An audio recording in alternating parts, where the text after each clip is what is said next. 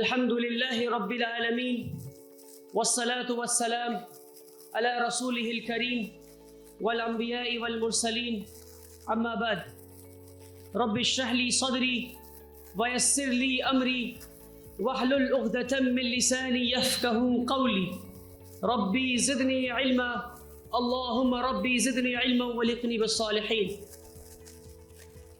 Respected students, parents, teachers, members of the school management, members of the trust board, and two of the gentlemen who are sitting here right in front of me, Mr. Anis Khan and Mr. Ubaidullah. Assalamu alaikum wa rahmatullahi wa barakatuh. Let me begin by congratulating every single one of you who are seated here right now, for you are doing exactly what Allah subhanahu wa ta'ala has commanded us and what Rasulullah sallallahu alayhi wa sallam has taught us. Rasulullah sallallahu alayhi wa sallam has taught us that talabul ilmi farizatan ala kulli Muslim, that it is obligatory upon every Muslim to seek knowledge. Now it is important over here to note and to understand that Rasulullah sallallahu alayhi wasallam did not mention which ilm, did not mention how much ilm, did not mention from when to when you need to acquire knowledge. So the conclusion is that we need to acquire ilm, and we need to acquire ilm from our mother's lap to the cradle, inshallah. Is that the case, inshallah? Can I hear inshallah from all of us? Inshallah. Now you see, Hazrat, when recited Quran, he recited the first verse of the Holy Quran, Iqra bismi rabbikal ladhi khalaq. And whenever we are in a gathering which is meant for education, often we hear this verse of the Holy Quran. But it is important for us to understand that in what context and background was this verse sent down upon Rasulullah sallallahu alaihi wasallam. What was the background of Makkah? What were the people doing then? If we recall and if we read the history of Makkah, and when this verse came down, Iqra bismi rabbikal ladhi khalaq, people of Makkah were busy fighting with each other. They were fighting for a crime that someone else's grandfather committed 4 generations back. For example, somebody killed somebody's great-grandfather 4 generations back. They are still fighting. Somebody who had the oldest wine in the house was the most respectable family. The house which had the oldest wine was the most respectable household. People were burying their daughters alive. And people had forgotten Allah subhanahu wa ta'ala. They were committing shirk. So in a society that has forgotten Allah subhanahu wa ta'ala, in a society that was burying young daughters alive, in a society where the household which had the oldest wine was the most respectable household, a society that was involved in all sorts of sin, what do you think the first verse of the Quran should have been? It should have been, "O people, do not bury your daughters alive. O people, do not drink wine. O people," in fact the verse should be, "O people, worship one Allah," right? This should have been the verse. But no, the verse of the Holy Quran is Iqra bismi rabbikal ladhi khalaq. Read in the name of your Lord. Because Allah subhanahu wa ta'ala knows very well that if we read, that reading with Allah's name will ultimately prevent us from all the sins, inshallah. That is the background and that is the context in which this verse came down to us. And when we talk about ilm, did Rasulullah sallallahu alaihi wasallam teach us that this is the dini ilm and this is the worldly ilm? That this is the dunyavi education, the worldly education, and this is the Dini education. Is there a concept of Dini education and Dunyavi education in Islam? There is nothing of this sort. Rasulullah sallallahu alaihi wasallam taught us this dua. Allahumma inna ilman what is the dua? Ilman nafi'a. Allahumma inna nas'aluka ilman nafi'a. Allahumma inna nas'aluka ilman nafi'a. This is the only kind of ilm that Rasulullah sallallahu alaihi wasallam taught us, that, oh Allah, grant us the beneficial knowledge. The beneficial knowledge. So there are only two types of knowledge in Islam: beneficial knowledge and non-beneficial knowledge. Knowledge that you acquire to benefit the mankind, and knowledge that you acquire that does not benefit the mankind. That's it, and that is the only distinction that Rasulullah sallallahu alaihi wasallam drew. There is no dunyavi ilm, worldly ilm and dini ilm. No. There is no concept of dini ilm and dunyavi ilm. There is another new concept that has crept into our society these days, which is ilm, seeking ilm for filling our stomachs, seeking ilm for filling our stomachs, seeking ilm for seeking job, so that we get a job and then we can fill our stomachs. Is that the concept of ilm in Islam? Not at all. How many of us here can raise hand, by a raise of hand, can tell me that my grandfather died of hunger? Can anybody say that my great-grandfather died of hunger? No. Can anybody say that my grandfather died of hunger? Or my father died of hunger? Or I have died of hunger? No. So the Allah that feeded your great-grandfather, He feeded your grandfather, your father and you. It is the same Allah subhanahu wa ta'ala that is going to feed you and your next generation and the next generation, inshallah. There is no tasawwur or concept of seeking knowledge for filling our tummies and seeking jobs in Islam. The ultimate purpose of seeking ilm in Islam is to gain the pleasure of Allah subhanahu wa ta'ala through doing khidmat of mankind. That's it. What Rasulullah sallallahu alaihi wasallam said, that dene wala haath dene wale haath se behtar hai. The giving hand is better than the taking hand. The hand that is giving and the hand that is receiving. The giving end is better than the receiving end. So the only concept of gaining ilm and seeking knowledge was that we become one of those who can contribute to mankind, inshallah. Now there are several problems that have crept into our education system also. And I have taken note of some of those problems. Number one, all of us, majority of us present here are Muslims today. By a raise of hand, can I see how many Muslims seated here? How many Muslims here? Okay, almost 99% I believe. That's the case. Now if I ask you, why are we Muslims? I ask you, why are we Muslims? What makes us Muslims? The very fact that we say La ilaha illallah Muhammadur Rasulullah makes us Muslims, right? The very fact that we utter these words, La ilaha illallah Muhammadur Rasulullah, makes us Muslim. But unfortunately, the schooling system that we have put our kids into these days, our kids are doing exactly the opposite of La ilaha illallah Muhammadur Rasulullah and defeating the very purpose for which Rasulullah sallallahu alaihi wasallam was sent down for us. The very purpose for which he was sent down was to call people towards Allah subhanahu wa ta'ala. But unfortunately, we are going to schools and reading things and verses which go against La ilaha illallah Muhammadur Rasulullah sallallahu alaihi wasallam. Unfortunately. So in today's time, when lakhs and lakhs of kids are beginning their morning by reciting those verses and those words which are nothing but based on shirk, if somebody, a group of friends, Anis Sahab, Ubaidullah Sahab and his friends, take up this challenge of setting up a school where children start off their day by remembering Allah subhanahu wa ta'ala, then I must say they are worthy of being congratulated, and they are worthy of us listening to them, obeying them, and helping them in our full capacity, inshallah.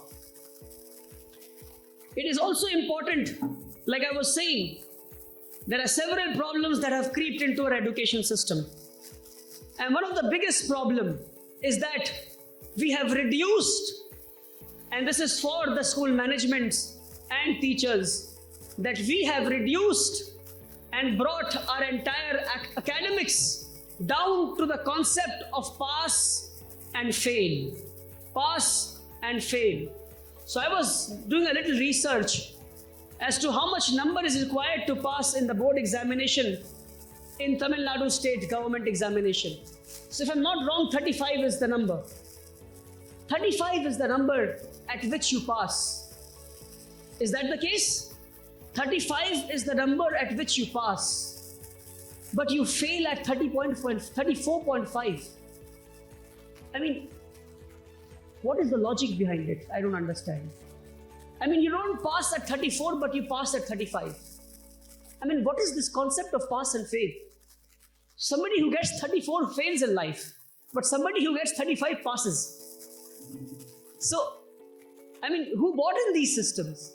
These systems were bought in by the Britishers, who wanted easy employees, and they wanted herds of employees for their industries, and they wanted people to get 35, pass in class 1, get 35, pass in class 2, get 35, pass in 3, 4, 5, 6, 7, 8, 9, 10, 11, 12, immediately get into college, pass, join their industries as slaves and serve them. There is no concept of pass and fail in education, and there should be no concept of pass and fail in education. Rather, our education and our academics should be brought down to learning percentage. So what is this 35 number that you've scored? 35 is not your passing marks. 35 is your learning percentage. You have been able to learn 35% of that particular topic. So if you've got 99%, have you passed? Not yet.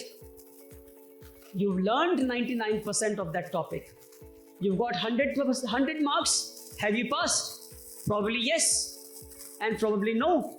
So there is no concept of pass and fail. The concept of pass and fail is a flawed concept which is helping the industrialists get slaves and the corporate world get slaves for their corporate industries. Rather, we should bring our education system and academics back to passing, back to learning percentage. What have you learned? What percentage have you learned? What is your learning? This is what we need, inshallah. Now, another big mistake that has happened in the field of education was done post-independence and was done on purpose again to produce educated slaves. And that is that education and our academics and our subjects was divided in streams. So somebody who is excellent in education, excellent in academics, will take up science. Is that the case? And an average student will take up commerce. And a below average student like me would take up humanities, unfortunately. So somebody, and that is why I say, and that is why I always mention this. So somebody studied science and made atom bomb. But unfortunately, he did not study sociology, so he did not know that atom bomb was not supposed to be dropped in Hiroshima and Nagasaki. Had he studied sociology and psychology, and he knew what is post-trauma disorder, he would have never dropped atom bomb. But unfortunately, he only studied science and he was able to invent atom bomb, but he did not know, and they did not know that the atom bomb is not supposed to be dropped. I mean, why is it this? That I cannot study commerce or I cannot study physics with sociology? I want to study chemistry with history.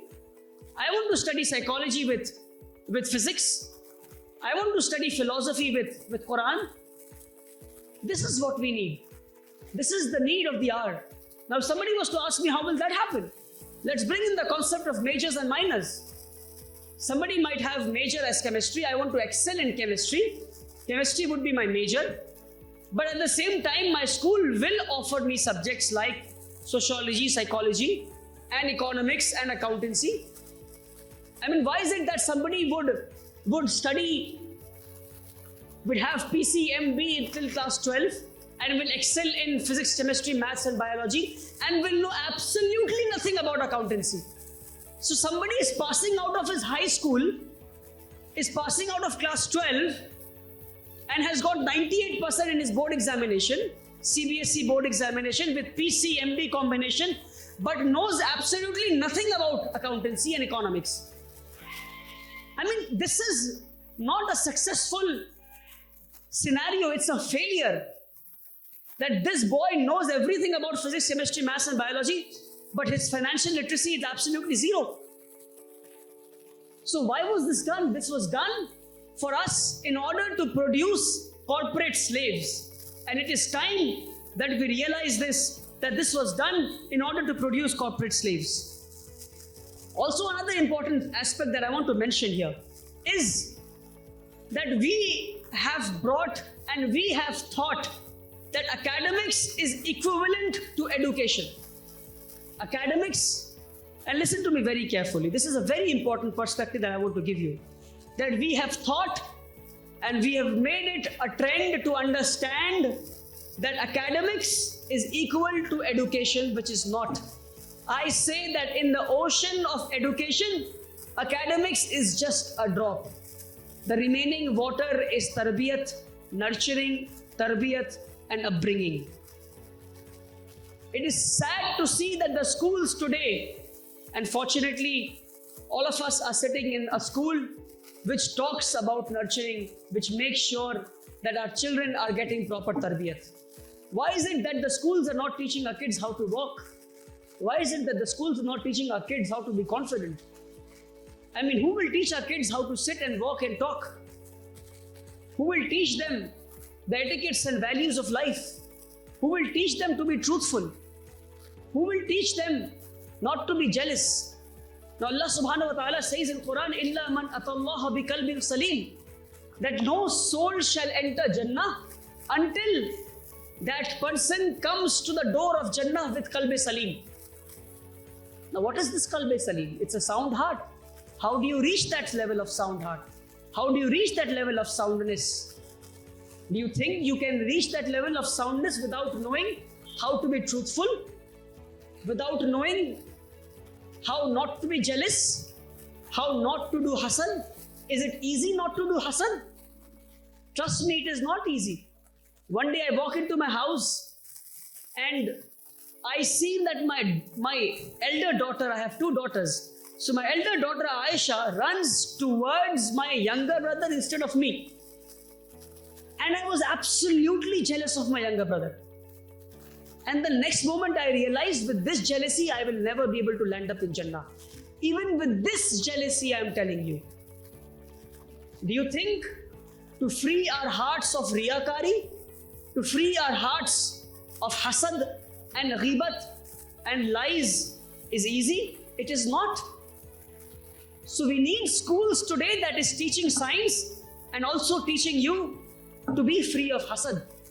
That is teaching science and is also teaching you that the concepts of science and everything comes from Allah subhanahu wa ta'ala. The very concept of ilm, the very purpose of seeking ilm is nothing but to know your Rabb in a better way.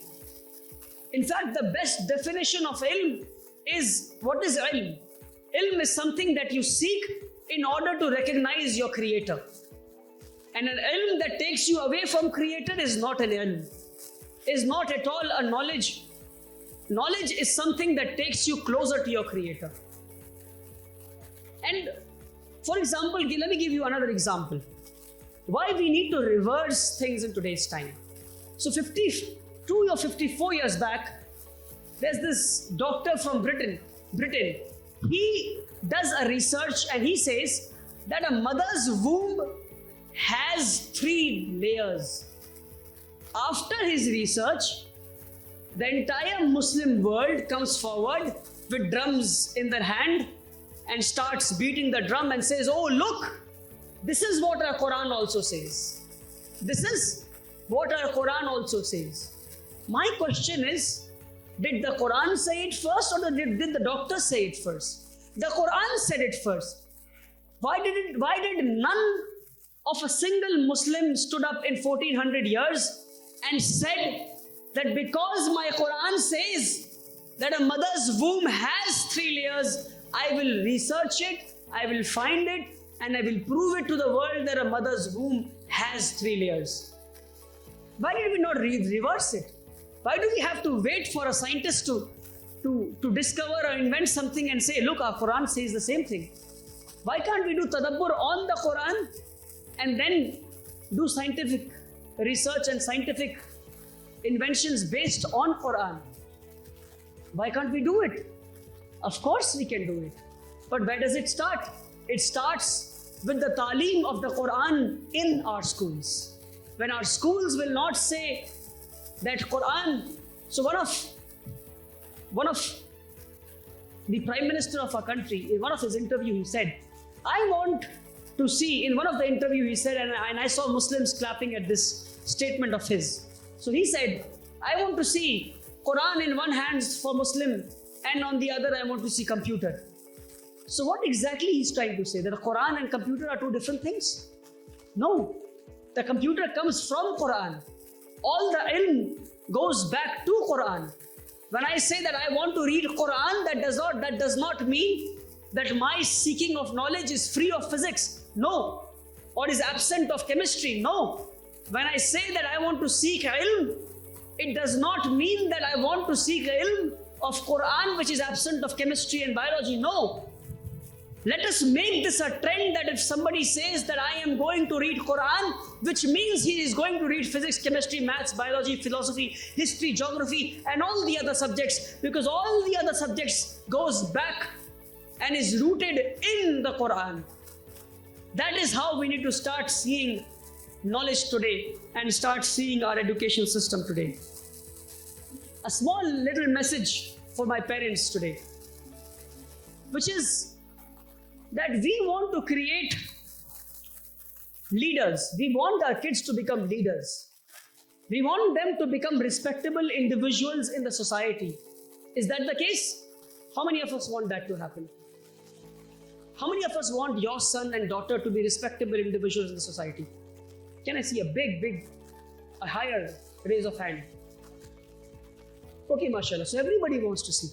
But unfortunately, we want the society to give respect, but at school we will not give respect, at home we will not give respect, and when the child is 1 year old, till the child is ready to face the society, he is 18 or 20 years old, we've never given him respect. We love him, but we've never shown him our love.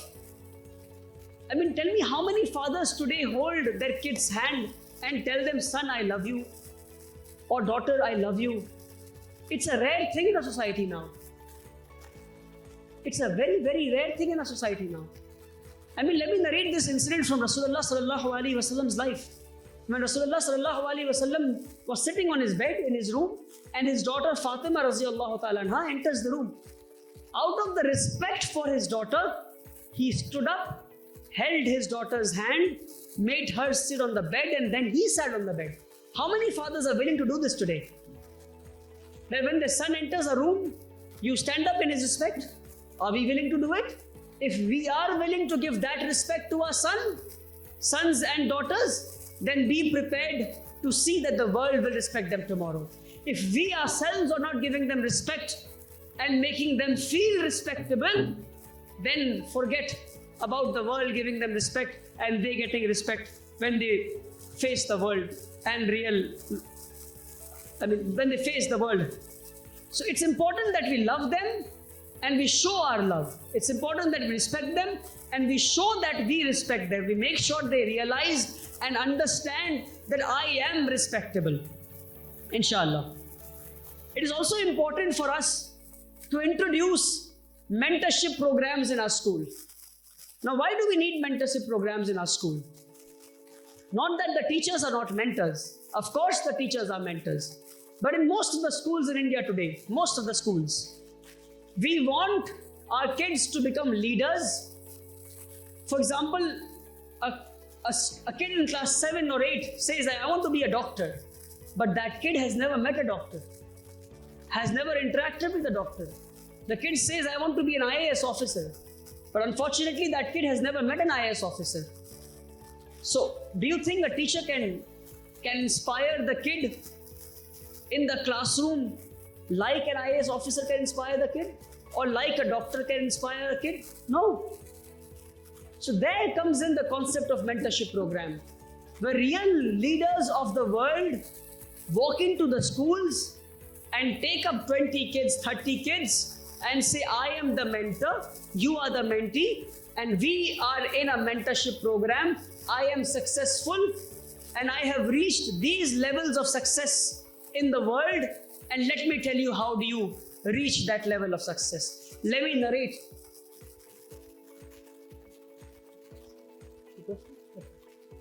Okay, I was told earlier English. Okay, are you comfortable in Urdu or English? Yes? Okay, Urdu, hands up. Wallahi, I should have spoken in Urdu. अब उर्दू वालों को उर्दू कर दूं. अल्हम्दुलिल्लाह. क्या बोल रहा था मैं? हम मेंटरशिप प्रोग्राम हमें करना है. Now,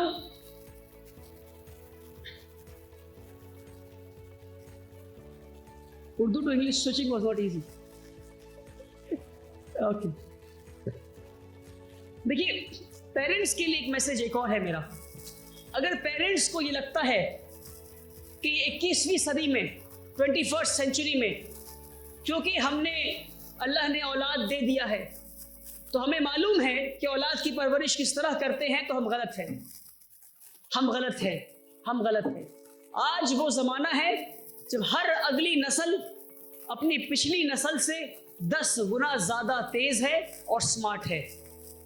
आपके बच्चे आपसे कितना स्मार्ट है आप तसव्वुर नहीं कर सकते. आप तसव्वुर नहीं कर सकते.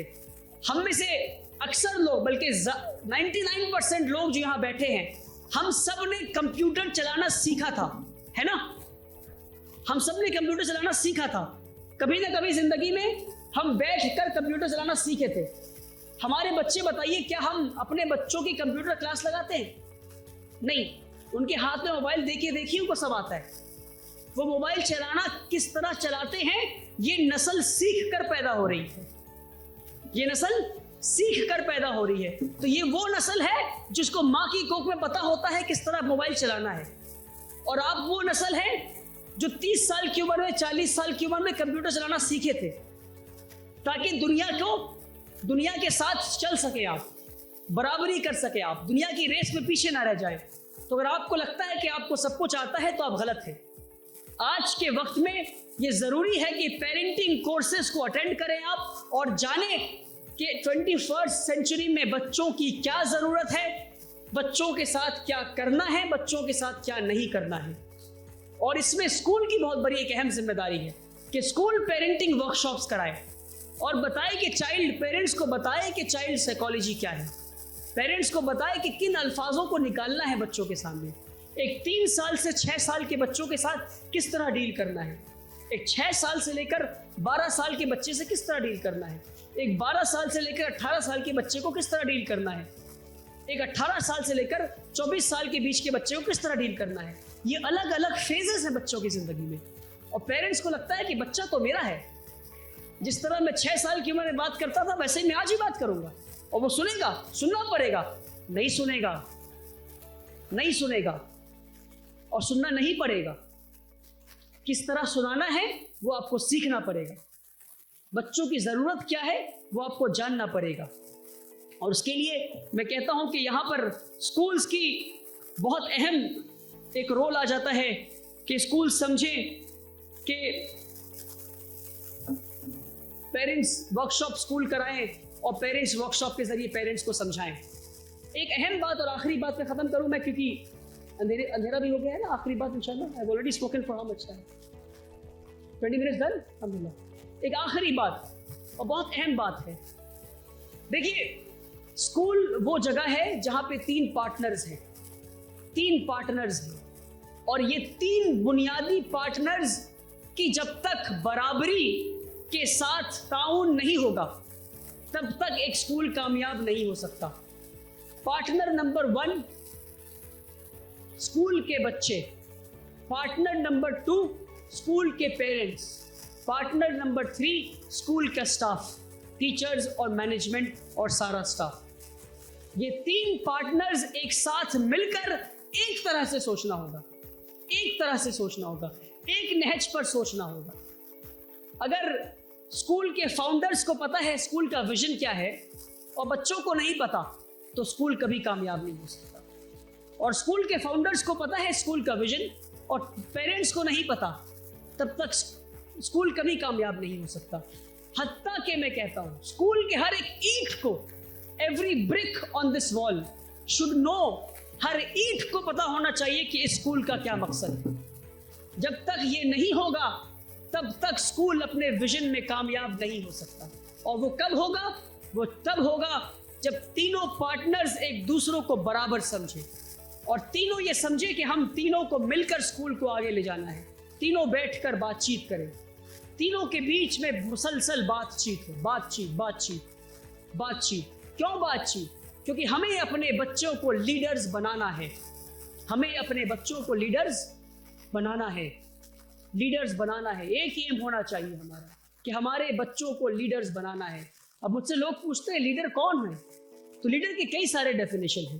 اس کے سارے کوالٹیز کو اگر 2 کوالٹیز میں لایا جائے, لیڈرز کے کئی کوالٹیز کو اگر جمع صرف 2 کوالٹی میں کر دیا جائے, اور اس بات پہ اپنی بات کو میں ختم کرتا ہوں, تو وہ 2 کوالٹیز کیا ہوں گے؟ اور مائیں زیادہ کر کے یہ بات سن لیں کیونکہ آپ کو یہ بات اپنے بچے کو گھول کے پلا دینا ہے. وہ 2 کوالٹیز کیا ہوں گے؟ نمبر 1 احسان, نمبر 2 خدمت. احسان یعنی پرفیکشن, نمبر 2 خدمت. یعنی اگر آپ ڈاکٹر ہیں تو سب سے بہترین ڈاکٹر ہیں سیلم کے. اگر آپ انجینئر ہیں تو سب سے بہترین انجینئر ہے سیلم کے. آپ نے احسان کا درجہ حاصل کر لیا. نمبر 2 خدمت. آپ سب سے بہترین ڈاکٹر ہیں اور آپ سے زیادہ خدمت کسی نے نہیں کیا. تو آپ بتائیے کہ اگر آپ سیلم کے سب سے اچھے ڈاکٹر ہیں اور ڈاکٹر سب سے اچھے ڈاکٹر ہونے کے بعد کوئی ڈاکٹر سیلم میں یہ نہیں کہہ سکتا کہ میں نے اس ڈاکٹر سے زیادہ خدمت کیا ہے, تو کیا اس ڈاکٹر کو کہنے کی ضرورت پڑے گی کہ میں لیڈر ہوں؟ نہیں. لوگ سامنے سے چل کر آئیں گے, اس ڈاکٹر کو اپنے کاندھوں پہ بٹھائیں گے اور کہیں گے تم ہمارے لیڈر ہو کیونکہ تم سب سے اچھے ہو اور تم سے زیادہ خدمت کسی نے نہیں کیا. اور ہر فیلڈ میں یہ اپلیکیٹ ہے کہ آپ جس فیلڈ میں جائیں سب سے بہترین بنے. aim towards excellence and once you reach there آپ کا مقصد صرف اور صرف خدمت ہونا چاہیے. آپ خدمت کریں, سب سے اچھے بن کر کریں. اور لیڈر کی ایک اور ڈیفینیشن یہ ہے, میں کہتا ہوں a leader is somebody who does not aspire to be a leader.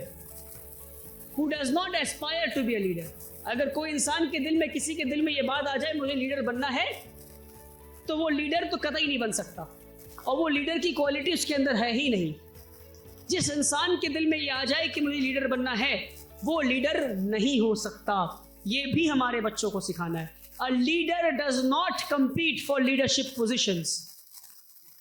A leader does not compete for leadership positions. وہ صرف لیڈرشپ کی کوالٹیز کو حاصل کرتا ہے, اور پھر جب وہ کوالٹیز کو حاصل کر لیتا ہے تو دنیا کہتی کہ تم ہمارے لیڈر ہو. پھر دنیا کہتی ہے.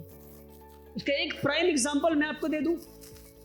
جب حضرت ابو بکر رضی اللہ تعالیٰ عنہ پہلے خلیفہ تھے, جب انہیں لگا کہ ان کے وفات کا وقت نزدیک آ گیا تو انہوں نے حضرت عمر کو بلایا اور کہا کہ میرے بعد میں چاہتا ہوں کہ آپ خلیفہ بنیں. تو کیا لگتا ہے پورے دنیا کے مسلمانوں کا خلیفہ, یہ کوئی معمولی بات نہیں ہے. آج ہمارے بیچ میں خلیفہ نہیں ہے, ہم وہ اپنے تصور میں لا نہیں سکتے خلیفہ کا مطلب کیا ہے. بادشاہ مان لیجئے کہ پوری دنیا کے مسلمانوں کا ایک بادشاہ کوئی ہو جائے, وہ بادشاہ کی کرسی آفر کر رہے ہیں حضرت ابوبکر، کس کو؟ حضرت عمر کو۔ تو کیا حضرت لگتا ہے آپ کو حضرت عمر نے کیا کہا؟ اچھا الحمدللہ جزاک اللہ خیر، بہت بہت شکریہ آپ کا؟ نہیں، انہوں نے منع کر دیا، ٹھکرا دیا، کہا مجھ سے نہیں ہو سکتا۔ وہ کانپنے لگے، پسینے ہو گئے، پسینہ پسینہ ہو گئے۔ وہ کیوں ایسا ہو گیا؟ کیونکہ ان کو وہ لیڈر کی کرسی نہیں دکھ رہی تھی، ان کو وہ ذمہ داریاں دکھ رہی تھی، وہ اللہ کو جواب دہ دکھ رہا تھا۔ تو سچا لیڈر وہ ہوتا ہے، میں کہتا ہوں لٹمس ٹیسٹ ہے یہ، کہ جب اس کو لیڈرشپ کی کرسی دی جائے اور جب اس کو ایسے موقع دیے جائیں تو وہ پریشان ہو جائے گا، وہ تلملا جائے گا، وہ ڈر جائے گا، کیونکہ اس وقت اس کے اوپر اللہ کا خوف ہوگا، اس کے اندر اللہ کا خوف ہوگا، اسے ذمہ داریاں دکھ رہی ہوں گی اور ذمہ داریوں کے ساتھ اللہ کو جواب دہ دکھ رہا ہوگا۔ ہمیں اس طرح کی تربیت اپنے بچوں کو کرنی ہے۔ ہم سب چاہتے ہیں کہ ہمارے قوم کا ایک سنہرا مستقبل تیار ہو، اور سنہرے مستقبل کو میں اس طرح کہتا ہوں کہ ہم سب چاہتے ہیں کہ ہماری قوم کی ایک سنہری محل تیار ہو جائے، ایک تاج محل جیسی سنہری محل تیار ہو جائے۔ ہم سب چاہتے ہیں اور ہم سب یہ بھی چاہتے ہیں ساتھ میں کہ اس محل کے بیچ میں جو جھومر لٹک رہا ہے وہ جھومر میں بن جاؤں۔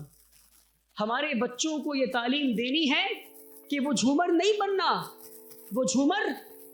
بننا، ابھی تو محل بھی نہیں بنا ہے ہمارا بھائیوں، میری بہنوں، میری مائیں، وہ تو محل بھی نہیں بنا اور ہم وہ جھومر بننا چاہتے ہیں جو بیچ میں لٹکتا ہے۔